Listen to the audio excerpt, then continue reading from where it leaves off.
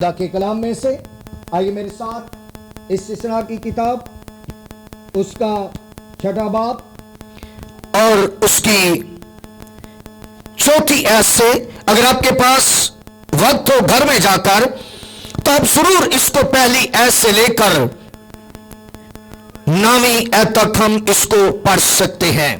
किताब मुकद्दस में यूं लिखा है, सुन ए इस्राएल, खुदावन हमारा खुदा एक ही खुदावंद है। तू अपने सारे दिल और अपनी सारी जान और अपनी सारी ताकत से खुदावन अपने खुदा से मोहब्बत रख, और ये बातें जिनका हुक्म आज मैं तुझे देता हूं तेरे दिल पर नक्श रहे। हुक्म तेरे दिल पर नक्श रहे और तू इनको अपनी औलाद के जहन नशीन करना, और घर बैठे और राह चलते और लेटते और उठते वक्त इनका जिक्र किया करना, और तू निशान के तौर पर इनको अपने हाथ पर बांधना, और वो तेरी पशानी पर टीकों की मानेंद हो, और तू उनको अपने घर की चौखटों और अपने फाटकों पर लिखना।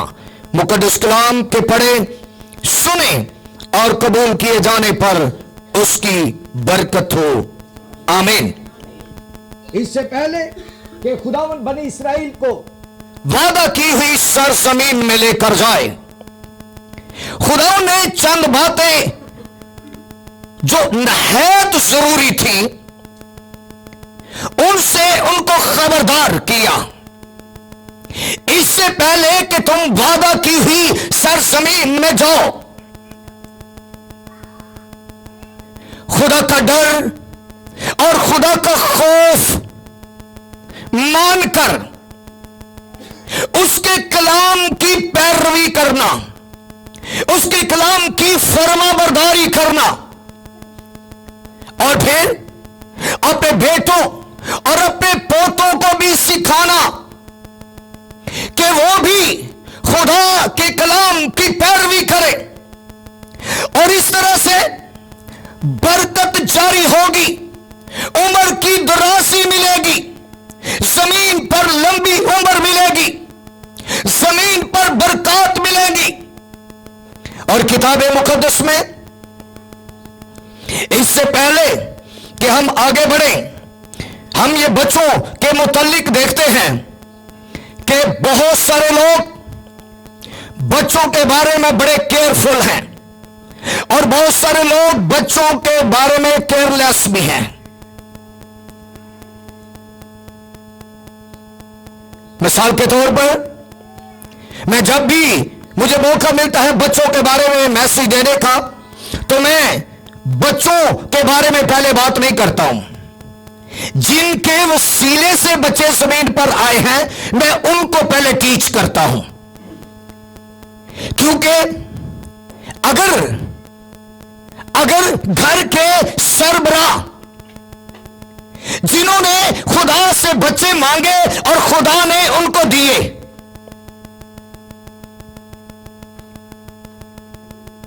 अगर वो खुदा के साथ सिंसियर और मुखलिस होकर चलेंगे, तो ये हो नहीं सकता कि उनकी औलाद उनको देखकर सिंसियर और मुखलिस ना हो। Hallelujah, hallelujah. कभी कभी होता यह है, रात को मैं किसी हम होटल में थे, शादी हाल में, और वहां पर भी डेडिकेशन थी, और जब मैसेज दे रहा था, बहुत सारे जो भाई थे जो हर संडे को चर्च में नहीं आते, जब मैं मैसेज दे रहा था तो उनके चेहरे उतरते जा रहे थे, और मैंने उनकी हौसला अफजाई की। मैंने कहा आपको परेशान होने की जरूरत नहीं है, मैं आपकी इंसल्ट के लिए यहां पर नहीं खड़ा हुआ हूं और ना खुदा ने मुझे किसी की इंसल्ट के लिए खड़ा किया है, मखसूस किया है। अगर मैं खुदा की आवाज आप तक पहुंचा रहा हूं तो इट्स माई ड्यूटी, ये मेरी ड्यूटी है, ये मेरा फर्ज है।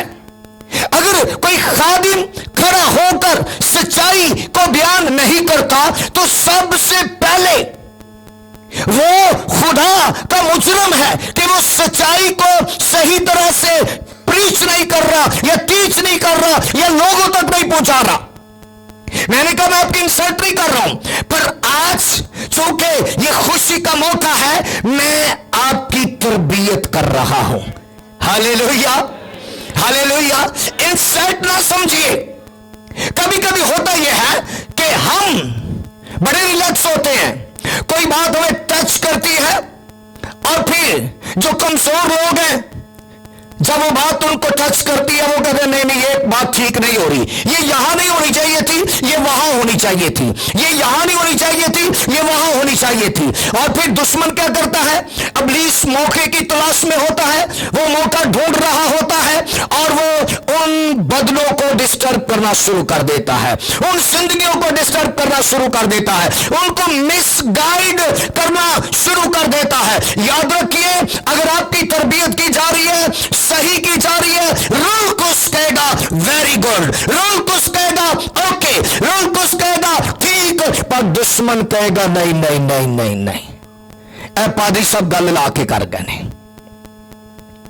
नो नो नो नो, मैं समझता हूं अगर किसी को बात लग जाए तो उसकी जिंदगी बदल जानी चाहिए। Hallelujah, hallelujah. लग जाए, पेट जख्मों पर लग जाता है तो फिर जख्म आगे बढ़ता नहीं है बल्कि शिफा की जानिब बढ़ना शुरू हो जाता है। हालेलुया। कलाम लग जाए तो कलाम जब लग जाएगा तो फिर ये दिल को पाक और साफ करेगा, और जब दिल के अंदर उतर जाएगा तो फिर ये दिल को पाक करने के बाद ये आपके सारे बदन की ब्रांचेस को और हड्डियों जोड़ों को और बदन के हर एक अज़्ज़ा को ये पाक और साफ कर देगा। हालेलुया। सो हम सुन रहे हैं खुदा की आवाज, इस सिलसिला की किताब उसका 6वां बाब। अगर आप निकालते हो तो जरूर मेरे साथ निकाल भी सकते हैं, और 4 आयत से लेकर 9वीं आयत तक मैंने आपके सामने तिलावत की है। इससे पहले कि हम मजीद आगे बढ़े, चंद बातें जो जरूरी है मैं आपको बताना चाहता हूं। गैर इकवाम के लोग जो हैं वो अपने बच्चों की तरबियत के लिए बहुत से वसाइल खर्च करते हैं, रुपया पैसा बहुत लगाते हैं, जोर बहुत देते हैं और हर मुमकिन कोशिश करते हैं कि उनके बच्चे आला तालीम को हासिल करें। कौन सी तालीम को? आला। हम थोड़ा सा बच्चा देखे नाकाम हो रहा है और जल्दी से कहने इन्होंने किसी मिस्त्री दे कोल बा दियो, इन्होंने किसी दर्जी दे कोल बा दियो। मां बाप उसके लिए रोजे में नहीं ठहरते, दुआ में नहीं ठहरते। हम उसके पास, मां बाप होते हुए हम उसके पास नहीं जाते, लश्करों के खुदा के पास, वो जो हमारी नाकामियों को कामयाबियों में बदल देता है, वो जो पस्तियों से उठाता और हमें बुलंदियों पर बैठा देता है। हम ना दुआ में बैठते हैं, ना रोजे में बैठते हैं, और ना ही कभी हम सीरियस होकर किसी खादिम को बुलाते हैं कि अपने खादिम को बुलाएं, उससे टीचिंग लें, उससे कलाम की समझ लें कि कलाम क्या कहता है, हम इसके लिए क्या करना चाहिए। कुछ नाकामियां एक बड़ी कामयाबी के हिस्से की तरफ हमें ले जाती हैं। आमीन, आमीन। जो समझदार शख्स है जब वो नाकाम होता है तो पीछे गौर करता है। मूसा दुआ कर रहे थे पहाड़ पर, यशवा अमालिकियों के साथ जंग कर रहे थे, और जब नाकामी हुई यशवा आकर पीछे देखता है, गौर करता है, और जब गौर करता है तो उसको नजर क्या आया, जो गौर करता है उसको नजर आता है, जो रूहानी आंखें रखता है उसको नजर आता है, वो वापस आता है, और जब गौर करता है तो वो देखता है मर्द दुआ मर्द खुदा जिसकी दुआ से मैं बढ़ता जा रहा था, जिसके हाथ उठे हुए थे वो हाथ नीचे गिर चुके हैं। समझदार पादरी दे नाल रहोगे तो समझदार बनोगे, ते जे सियासी दे नाल रहोगे तो फिर सियासतदान। झूठ फरेब करने वाले के साथ रहोगे तो फिर क्या करोगे? मैंने पिछले दिनों सुना एक खादम की, मुझे किसी ने गवाही दी, उसने कहा जी ये हर काम च ही वड़ जाता है।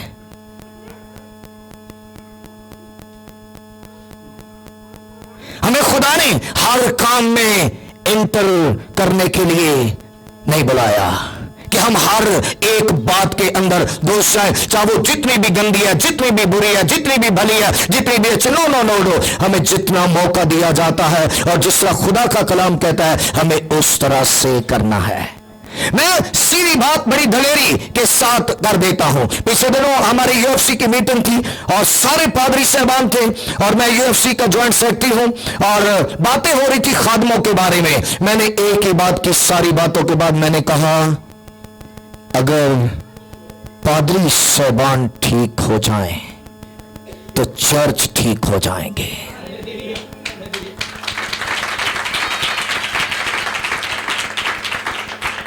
खादम के अंदर सियासतबाजी नहीं होनी चाहिए, खादम के अंदर कुछ असूल होने चाहिए और वो असूल बाइबल मुकद्दस के होने चाहिए। आमीन आमीन। क्योंकि उसे मुकर्रर किया गया है इंसाफ के लिए, सच्चाई के लिए, और खुदा के तौर की बुनियाद अदल और सदाकत पर रखी गई है। आमीन। और फिर हम देखते हैं जो बनी इस्राइल हैं वो तालीम पर बहुत जोर देते हैं। क्या करते हैं जी? तालीम पर, मेरे साथ रहिएगा, तालीम पर बहुत जोर देते हैं और उनके जोर देने के सबब से पूरी दुनिया के अंदर सबसे ज्यादा जो पीएचडी लोग हैं वो इस्राइल के अंदर हैं। Hallelujah hallelujah. और मैं दलेरी से कहता हूं अगर आप अपने बच्चों की तालीम पर जोर देंगे, और तालीम हमें एक नहीं चाहिए, यहां पर भी बड़ा मैटर है, मामला है कि तालीम हमें दो तरह की चाहिए, एक तरह की नहीं चाहिए कि बच्चा प्राइमरी च जाए ते फिर मिडल ते फिर हाई ते हाई तो उत्ते यूनिवर्सिटी चला जाए, कॉलेज चला जाए, लेकिन चर्च ना जाए, चर्च ना जाए, स्कूल जाए, कॉलेज चला जाए, यूनिवर्सिटी तक पहुंच जाए। सो जो यूनिवर्सिटी नीचे से लोगों को उठाती है और बुलंदियों पर ले जाती है, चर्च लोगों को नीचे से उठाता है, आसमान पर ले जाता है। और जितनों ने हमने यीशु मसीह को कबूल किया है, हम सब बेशक जमीन पर हैं, लेकिन जो निजात याफ्ता है वो यीशु मसीह के साथ आसमान पर बैठे हुए हैं। हालेलुया। हम मामूली लोग नहीं हैं, हमारी पर्सनालिटी फर्क, हमारा स्टेटस फर्क, हमारा म्यार फर्क है बाइबल के मुताबिक। लोगों के सामने जो भी हो इसकी परवाह नहीं है। हालेलुया। सो वो बहुत जोर लगाते हैं तालीम पर और बहुत सबसे ज्यादा तमाम मुल्कों से ज्यादा पीएचडी उसमें इस्राइल के अंदर हैं। और फिर शरीयत के मुताबिक 1 साल से लेकर 12 साल तक की उम्र में बच्चे को शरीयत सिखाई जाती थी, पढ़ाई जाती थी। आमीन आमीन। अगली बात गौर से सुनने वाली है। आमीन। और अगली बात यह है कि अगर कोई बच्चा 12 साल तक शरीयत नहीं उसने पढ़ी, उसने दिल नहीं लगाया, उसने मेहनत नहीं की, तो 13वें साल उस पर सख्ती की जाती थी। क्या किया जाता था? क्या किया जाता था? 12.5 साल के बच्चे दुआ कर देंगे। पिछले दिनों एक वीडियो में मैं देख रहा था, किसी दोस्त ने मुझे दिखाई, और मैं देख रहा था कि 10 साल 12 साल के बच्चे वो आंसुओं के साथ गैर जुबानों में दुआ कर रहे थे। पता नहीं किस मुल्क में थे, मुझे नहीं पता, लेकिन मैंने देखा कि वो दुआ कर रहे थे। आज हमारे बच्चे किस पोजीशन में हैं, और बाइबल के ममालिक के अंदर 10 साल 12 साल 14 साल छोटी उम्र में बच्चे तौबा कर रहे हैं, बपतिस्मे ले रहे हैं, यीशु मसीह को कबूल कर रहे हैं और रूह से मामूर हो रहे हैं। लेकिन एक बात का लिहाज रखिए और याद रखिए, बच्चे जब तक नेकी और बदी की पहचान तक सही तरह ना पहुंचे, उस वक्त तक उनको तौबा और बपतिस्मे की तालीम ना दें। तालीम चलती रही, बच्चे घर गए होते हैं, माँ बाप समझाते रहते हैं, सिखाते रहे, ये नहीं करना, ये करना है, ये नहीं करना, ये करना है, ये चलता रहता है। लेकिन जो नजात है वो एक मंजिल पर पहुंचकर है। अगर बगैर समझे हम इस काम को करेंगे तो ये गलत हो जाएगा, ये दूसरों के सामने नमूना नहीं बनेंगे बल्कि ठोकर लग जाएगी। इसलिए 13वें साल सख्ती की जाती थी। आज हम देखते हैं कि हमारे बच्चे, जिन बच्चों के मां बाप वो जोर देते हैं, उनके बच्चे हमें बेहतर नजर आते हैं, सुलझे नजर आते हैं और बेहतर तरीके से चलते हुए नजर आते हैं। और यह भी नहीं है कि साढ़े बच्चे ने 2-4 दिन दुआ शुरू की थी तो ऐसी तरीफा ने पोल बनना, नो नो नो। यहां उसने दुआ की है, बाहर गली में जाकर हो सकता है किसी से लड़ाई करे, बाहर जाकर हो सकता है गाली दे। अभी आप एकदम से कहें कि मैं कंट्रोल कर लूंगा और ये सब कुछ बेहतर हो जाएगा, अच्छा हो जाएगा, इसमें कुछ मनफी नहीं रहेगा, नो नो नो, ये थोड़ा मुश्किल काम है। उम्र के साथ साथ और वक्त के साथ साथ बच्चे भी तजर्बात में से गुजरते हैं और फिर खुदा में बढ़ते और समझ में तरक्की करते और फिर खुदा उनकी अक्ल को रोशन करता चला जाता है और एक वक्त आता है वो सही तरह से अच्छे और बुरे में तमीज करने वाले बन जाते हैं, खुदा को सही जानने और पहचानने वाले बन जाते हैं और खुदा के नाम को जलाल देने वाले बन जाते हैं। सो बात कर रहे थे 13वें साल क्या किया जाता है, सख्ती की जाती है। अब मेरे पास टाइम शॉर्ट है, मैं कुछ बातें शॉर्ट करके जल्दी से आगे बढ़ूंगा एंड की जानिब। कितने, रात को मैं कह रहा था, कितने वालिदैन हैं, बाप चर्च में आता है रेगुलर तो उसकी बीवी नहीं आती। अगर शोहर और बीवी आते हैं तो बच्चे उनके घर के अंदर रह जाते हैं। और माफी के साथ ये कह रहा हूं, हमारे घरों के अंदर जो माहौल नहीं होना चाहिए, बस घरों के अंदर वो माहौल मौजूद है। मैं हाथ बंद करके ये कह रहा हूं, इंसल्ट नहीं कर रहा हूं, तरबियत कर रहा हूं। रीजन क्या है, 6 दिन तो हमारा अपना शेड्यूल है, अपने तरीके से दुआ करनी है, अपना टाइम टेबल है, सोने का, उठने का, दुआ करने का, वर्शिप करने का, बाइबल स्टडी का, सारा ये सारा अपना अपना। लेकिन 7वें दिन हमारा जो शेड्यूल है वो हमारा अपना नहीं है, बल्कि 7वें दिन का शेड्यूल चर्च के साथ है। Hallelujah, hallelujah. अगर चर्च ने 7 बजे बुलाया है तो 7 बजे पहुंचना है या पहले? जल्दी से बता दे, मुझे आगे बढ़ना है। कितने बजे? पहले। अब आवाज नहीं आ रही, बैगी जी। अगर 7 बजे टाइम है, कितने बजे पहुंचना है? पहले। ये पहले वाले कम है, लेट वाले ज्यादा होते हैं ना हर जगह पर, पहले वाले थोड़े होते हैं। सो बात यह है कि जो चर्च का मुकर्रर टाइम है, अगर हम 6 दिन के बाद वो टाइम भी पूरा नहीं देते और फिर आउट भी प्रॉब्लम छोटी सी ठीक कर दो जाते जाते। मैंने कई दफा कहे कि अगर चर्च में को 5-10 मिनट ऊपर नीचे हो जाए तो फुस फुस करते नहीं जाना, कुड़ करते नहीं जाना। ये खतरनाक बातें हैं जो हमारी बरकत को जाया कर देती हैं। खुदा के घर से जब भी जाना, अगर ज्यादा भी कभी टाइम हो जाए तो खुशी से शुक्रगुजारी करते हुए जाना है। ज्यादा बैठे हैं, ज्यादा ब्लेस हुए हैं। हालेलुया। क्योंकि ये हमारा घर नहीं है, ये खुदा का घर है और जिस पैमाने से तुम नापते हो उसी से तुम्हारे लिए नापा जाएगा। दुआ दिल से की है, वर्शिप दिल से की है और कलाम दिल से सुना है, मामूर होकर जाएंगे। लिखा है, सुन ए इस्राएल, खुदावन हमारा खुदा कितने हैं जी? एक ही खुदावंद है।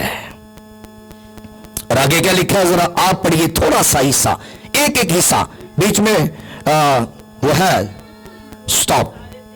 तू अपने, जी बोलिए, क्या हुक्म मिल रहा है जी? सुनना इस्राइल, तो खुदावंद अपने खुदा को अपने सारे दिल नाल, बहुत मुश्किल काम है। सुनिए गौर से, थोड़ा रुकिए जरा मेरे साथ। सारे दिल नाल चलना बड़ा मुश्किल काम है। अगर सारे दिल ना चलांगे, गौर से सुनिए जरा, सब तो जो फरमाए, अगर सारे दिल से चलेंगे तो सारी पुरानी इंसानियत को छोड़ना पड़ेगा। हालेलुया। गलतियों के 5वें बाब के अंदर मैक्सिमम 15 चीजों का जिक्र है, वो नजर नहीं आनी चाहिए। खत्म, कांटा। जब किसी चीज पर कांटा लगाते हैं तो उसका मतलब क्या है? ये चीज खत्म नहीं है, थी पर अब नहीं है। पहले थी अब, कांटे का मतलब क्या है? पहले थी अब नहीं है।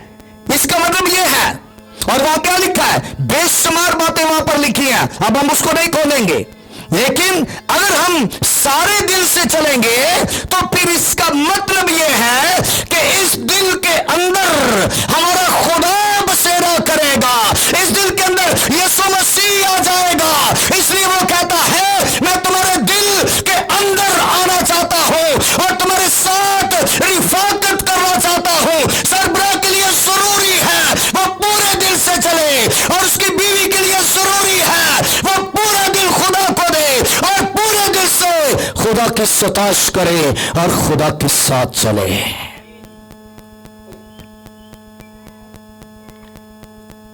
घर का सरबराह एक कितवार जाता तो अगों को नहीं पता होंगे। कई दफा बीवी बच्चे भी आने ने, तू जाएगा तो ऐसे भी जावांगे, तो इंतजार ही करते रहते ने। मैं रात को एक बात कर रहा था, अगर आप बिजनेस में बढ़ रहे हैं, खुदा आपके बिजनेस को बढ़ा रहा है, तो खुदा इसलिए बिजनेस को सरफराज नहीं कर रहा या बढ़ा नहीं रहा कि आप खुदा से दूर होते चले जाएं, बल्कि मैं ये कहता हूं, जितना बिजनेस बढ़ रहा है उतना ज्यादा खुदा में बढ़ते चले जाएं। बिजनेस कम होता तो हो जाए, पर खुदा के साथ हमारी मोहब्बत कम ना हो। आमीन।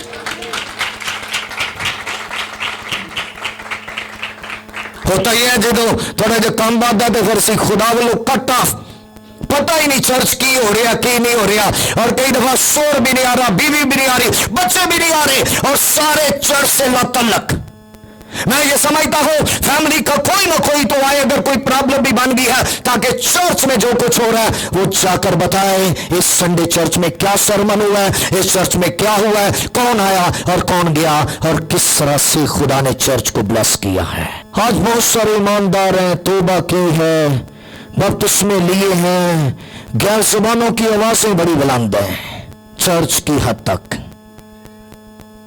घर में शायद जाए तो शायद ये आवाजें ना निकलती हो।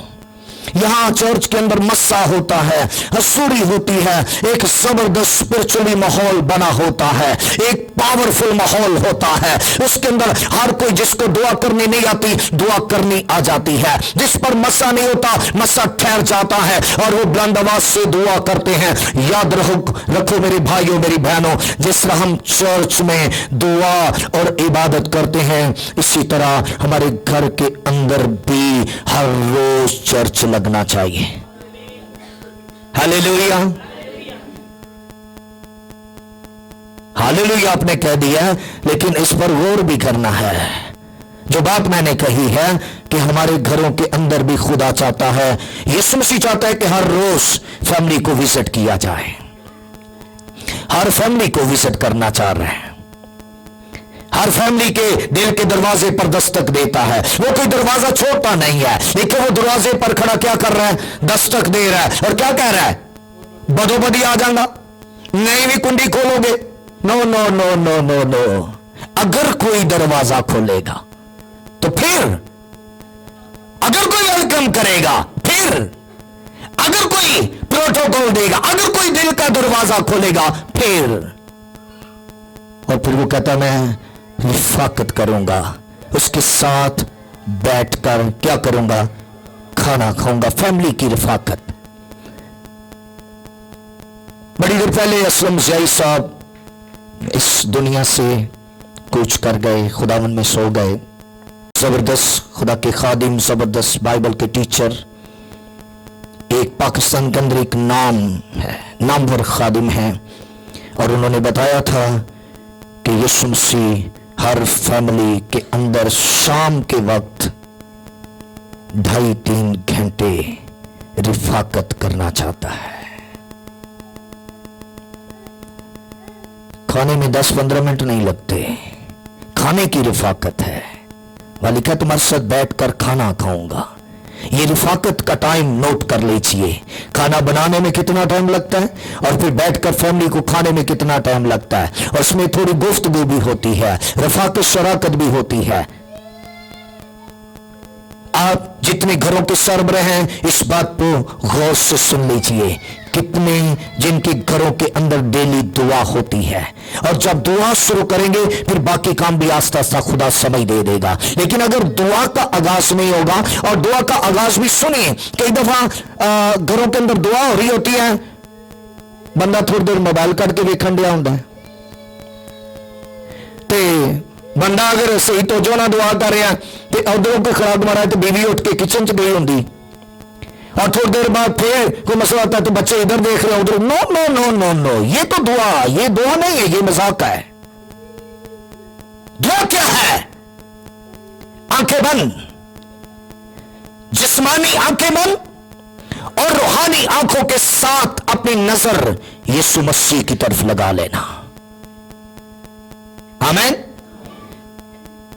और फिर उसके साथ गुफ्तगू करना शुरू करना, रिफाकत करना शुरू करना। यह बड़ा संजीदगी वाला मामला है, यह मामूली मामला नहीं है, यह कोई दुनिया की किताबें नहीं है, थोड़ा सा पढ़ लिया इधर गए, फिर थोड़ा सा पढ़ लिया उधर गए, इधर गए उधर गए, यह वाला मामला नहीं है। इसके लिए खुदा पूरी आपकी तवज्जो चाहता है। अगर मैं इसके साथ, भाई के साथ बात करूं, गौर से बात करूं, पूरे दिल से बात करूं, तो इसके लिए जरूरी है जिस तरह मैं पूरी सच्चाई के साथ, पूरे दिल के साथ बात कर रहा हूं, इसी तरह इनके लिए वाजिब है ये पूरे दिल और पूरी सच्चाई के साथ सुने। और कभी कभी होता है हम बात करते हैं, हम खुदा को मौका नहीं देते, उसको भी मौका देना है। हम भी दुआ करें लेकिन कभी कभी थोड़ा खामोश होकर उसको कहें अब तू बात कर, क्योंकि वो मौजूद होता है, हमें नजर नहीं आ रहा लेकिन वो मौजूद होता है। मौका देंगे, माहौल पैदा करेंगे तो फिर वो बात करना शुरू करेगा। अगर माहौल ही नहीं बनेगा तो वो बात नहीं करेगा। एक माहौल है उसको वेलकम करने के लिए, एक माहौल है उसको बुलाने के लिए, एक तरीकाकार है उसको वेलकम करने के लिए, एक तरीकाकार है उससे बातचीत करने के लिए। जब हम बाइबल के तरीके के साथ उसकी हजूरी में पाक साफ होकर बैठेंगे और हर तरह की आलूदगी से अपने आप को पाक करेंगे। कुरिन्थुस की कलीसिया को रसूल कहता है, ए प्यारो, अपने आप को हर तरह की जिस्मानी और रूहानी आलूदगी से पाक रखो। आमीन। जैसे भाई बता रहे थे, हमें हर रोज यीशु का खून अपने बदनों पर लेने की जरूरत है, हर रोज कलाम का गुस्ल लेने की जरूरत है। गर्मी आ जाती तो बंदा 6-6 बारी नहांदा है, ते दिन च एक बारी भी कलाम नहीं पढ़ता, एक बारी भी कलाम का गुस्ल नहीं लेंदा, एक बारी भी थोड़ा पढ़ के तो रोकदा नहीं, गौर नहीं करता। हमें गौर करना है और याद रखें वक्त नजदीक है, दुल्हन तैयारी कर रही है और दुल्हा आने को है। पहले पहले वक्त है, जल्दी जल्दी तैयारी हो जी। आगे क्या लिखा जी? सारे दिल और सारी जान। कई दफा हम कहते रहते भाई जी जान भी वार देंगे, तो जो टाइम आंदा कोई नहीं लभदा। आमीन। लभदा ही कौन नहीं, जान वारने वाले कहते हैं मेरे उस्ताद को सीधी सूली पर लटकाया गया, पर मुझे सीधी पर ना लटकाइएगा, मुझे उल्टी सलीब दी जाए। हालेलुया। ये जान नसार करने वाले हैं, जान नसार करने वाले कलाम जब सुनाते हैं लोग जल जाते हैं, पत्थरों से मार मार कर शहीद किया जाता है, लेकिन वो कहते हैं यीशु इनका गुनाह इनके जिम्मे ना लगा, बल्कि इनको माफ कर दे, और फिर अपनी रूह खुदा के हाथों में दे देते हैं। हालेलुया। सारे दिल, सारी जान और सारी ताकत। किस तरह इबादत करेंगे जी? सारे दिल, सारी जान, सारी ताकत। जी, सारे दिल, सारी जान और सारी ताकत से आगे खुदावन अपने खुदा से मोहब्बत रख, और ये बातें जिनका हुक्म आज मैं तुझे देता हूं भूल जाए। क्या लिखा है? क्या लिखा है? ये बातें जो आज मैं तुझे देता हूं, ये हुक्म जो तुझे मैं देता हूं, ये तेरे दिल पर क्या करें? सारी दिल, सारी जान, सारी अक्ल, सारी ताकत से मोहब्बत रखना, और ये हुक्म तेरे दिल पर नक्श रहे, तुम्हारे दिलों पर लिखे जाए, नक्श रहे। और फिर यहां पर दो बातें हैं वालिदैन के लिए।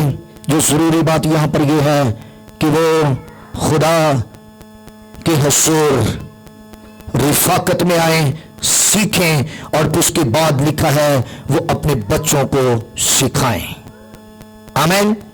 और दो तीन बातें मैं करके टाइम जो है वो ओवर होने जा रहा है, मैं दो तीन बातें करके वास को बंद करूंगा। फर्स्ट ऑफ ऑल, जितने घरों के सरबराह हैं, भाई है, बहन है, उनके लिए जरूरी है कि वो बिला नागा दुआ करने वाले बन जाएं। दूसरी बात, उनके लिए जरूरी है कि वो अपने बच्चों को भी दुआ के मुतल्लिक बताएं। जब बच्चे दुआ के बारे में कुछ समझेंगे तो बच्चे खुदा के बारे में समझना शुरू कर देंगे। और फिर इसके साथ साथ मेरी दरख्वास्त है, जब अपने बच्चों के साथ आप गुफ्तगू करते हैं तो दुरानी गुफ्तगू, चाहे बच्चे आपको तंग करें, आपको डिस्टर्ब करें, तो आप जरूर अपने बच्चों के साथ अपने लहजे और रवैये को कलाम के मुताबिक रखें, कलाम से बाहर ना जाएं। आमीन। बेशक बाइबल के अंदर लिखा है, छड़ी के बारे में लिखा है, बच्चों के बारे में लिखा है, और लिखा है हमाकत लड़के के दिल से वाबस्ता है, पर अगले हिस्से में लिखा है लेकिन तरबियत की छड़ी उसको उससे दूर कर देगी। बच्चों के लिए तो छड़ी इस्तेमाल की जाती है, लेकिन पादरियों को कोई नहीं मिली, पादरियों के पास खुदा का कलाम है। हालेलुया। ताकि कलाम सुनाएं और एजुकेट करें, तरबियत करें। और कलाम में कई दफा सख्त मैसेज और कई दफा नरम, और याद रखें ये दोनों हालतों में हमें खुदा की आवाज, खुदा के कलाम को कबूल करना है। आमीन। God bless.